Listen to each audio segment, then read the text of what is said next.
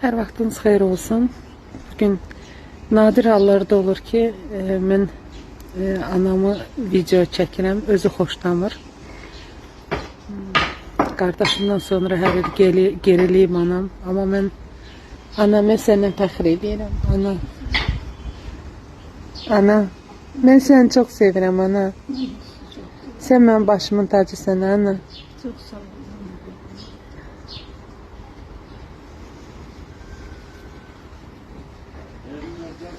Çox nadir hallarda icazə verir onu video çəkməyə. Deyir, şagirdlərimdən utanıram. Məni belə görməsinlər. Həmişə saçı daramışam. Həmişə üz gözümə əl gəzdirmişəm ki, həmişə səliqəli olum, abırlı geyinim şagirdlərim qarşısında və onların xatirələrində həmişə gözəl qalmaq istəmişəm. Anama mən borçluyam qəribçilikdə.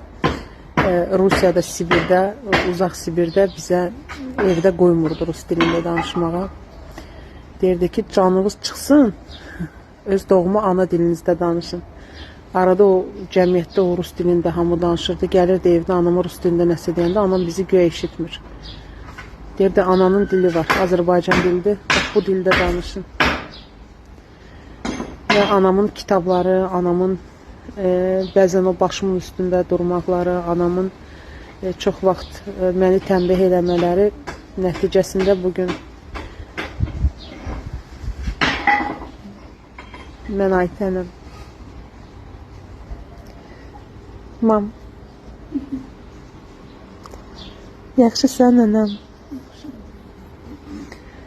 Ağır vaxtlar çox geriliyib, tez-tez pristupları olur.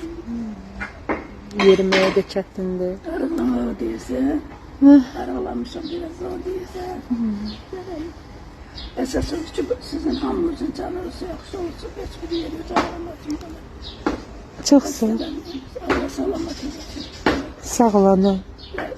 Heç bir dərd verməsin sizə. Salamat eləsin sizi də mənə də.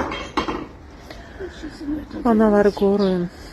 Bəzən böyüyəndən sonra o qədər iş, güc, qaça-qaç, vaxt yoxdur. Ay onu çatdırmıram. Ay mama sonra zəng eləsə. Sonra zəng eləyərəm deyib bəzən də unuduruq, amma ana müqəddəsdir, ata müqəddəsdir. Yaxşı ata, yaxşı ana. Əziyyətlə övlad böyüdən, övlada tərbiyə verən, savadlandıran ata, ana doğrudan da. Mən həmişə demişəm, deyirəm, insan 100 dəfə evlənib boşana bilər də, 100 dəfə, nə bilim, valideyn də ola bilər, amma insana valideyn yəni bir dəfə verilir. Allah valideynlərimizi, yaxşı valideynlərimizi qorusun. Ana, sevirəm səni, ana.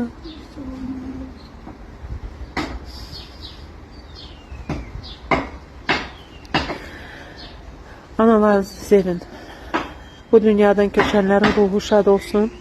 Bu dünyada olanlar da ruhən həmişə şad olsunlar.